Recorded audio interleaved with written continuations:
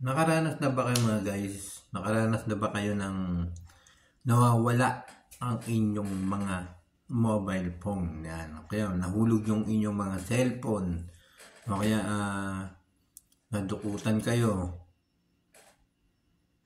at hindi nyo na makita kung nasaan, kung sino yung kumuha ng inyong mga mobile o kung sino yung nakapulot ng inyong mga cellphone. Kasi kadalasan po ngayon mga kaibigan ko, mga tagapanood, kadalasan po ngayon ay merong taong mabuti na nagbabalik kung may napulot sila. Meron namang hindi na hindi na binabalik yung kanilang mga napulot.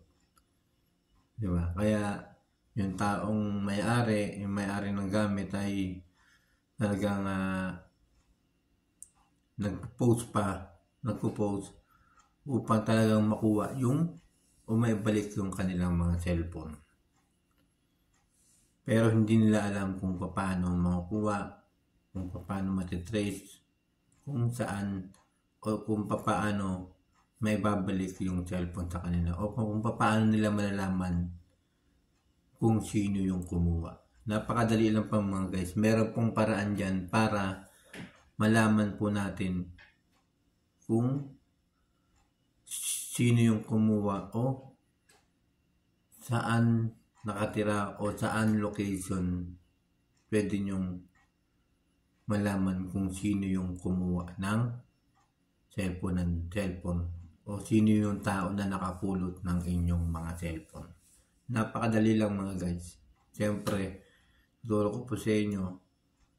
Ito po inyo sanang tutukan at pakinggan yung ating sinasabi. Yan. Para ito po ay actual lang. Wala po tayong makikita pong mga na dyan. Wala pong makikita mga sulat or litrato kung paano gagawin.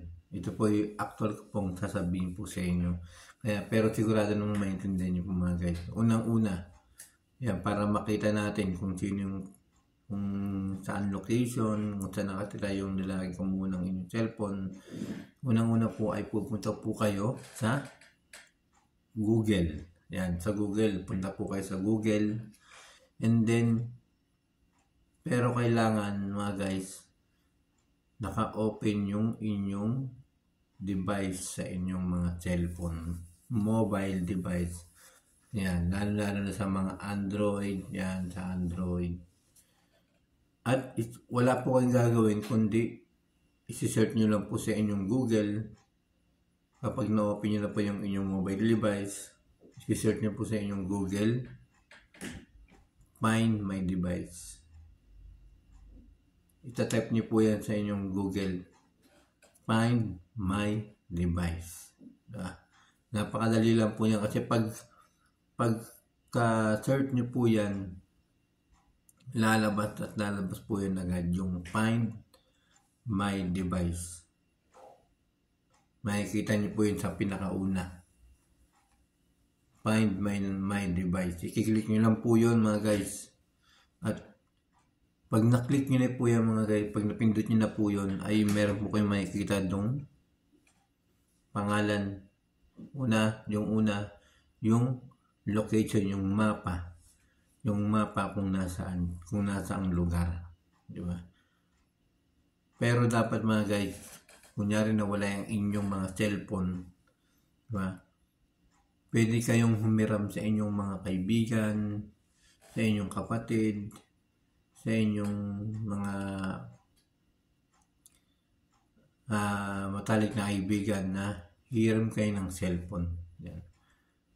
Para magamit mo yung yung Gmail na nakalagay doon sa cellphone na nawala, sa cellphone na nahulog, sa cellphone na nadukot.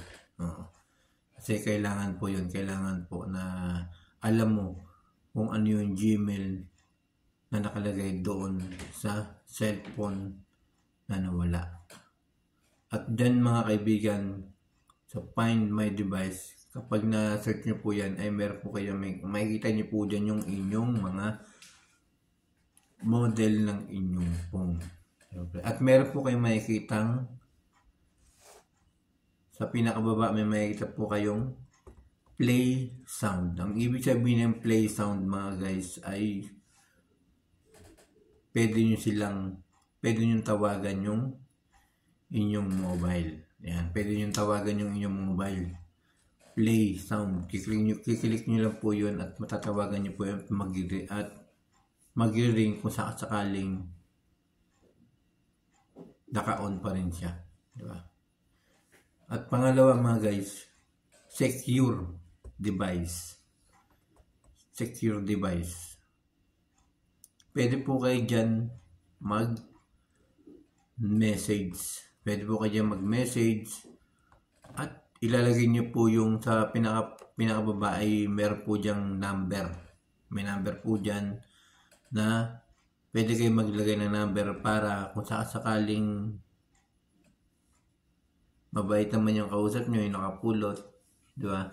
Mabait at pwedeng ibalik, talagang gusto nyo ibalik, ay pwede kayong mag-iwan ng message doon at bigay ninyo ang inyong number. Pangatlo, yung erase device. Napaka-importante po niya mga guys, erase device. Pwedeng ma-delete ang inyong mga data ron. Pag kinilik mo yung erase device, pwedeng mawala lahat yung mga nakalagay doon. Pero kung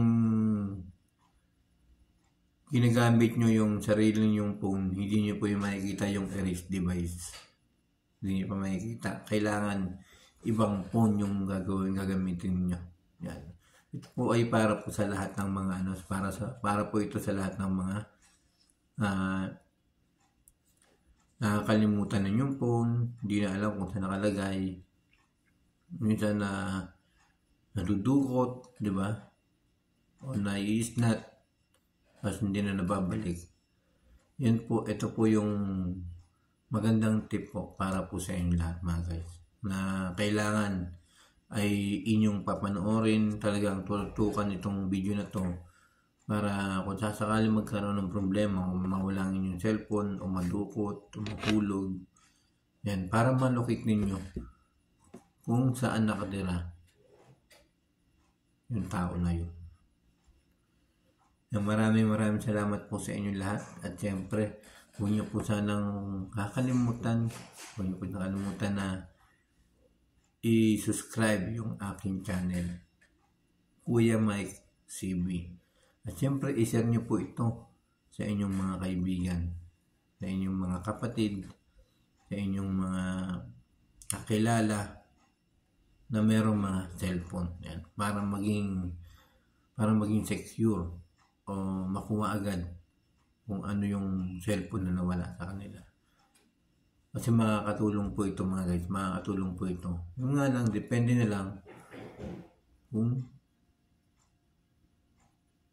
na-reformat na yung cellphone na nakuha nila o hindi na nila binuksan tapos ni-reformat na agad or inoff na. Mahirap yung ganun, di ba? Kaya naalala po sa lahat ng mga merong mga gadget, may mga cellphone, yan, mag-ingatan po natin yan. Kasi binili mo po yan, ginastos natin yan, malaki po yung gastos dyan, napakamahal. Lalo na kung mahal yung cellphone, di ba? Kaya dapat, pag mahal yung gamit natin, alagaan din natin. Kaya maraming salamat po sa inyo lahat. Sana po ay meron po kayong natutunan sa ating ginawang video. Yan, tutukan nyo lang po ito, tapusin nyo po, panoorin nyo po, upang yung mga aking mga sinasabi ay malaman po ninyo na agad-agad, di ba?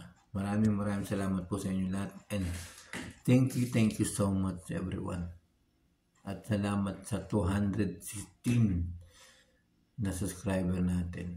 Maraming salamat. Sana po ay madadagan pa ito ng ating mga subscriber at ng ating mga viewers. Maraming salamat po sa inyo lahat. Thank you so much everyone.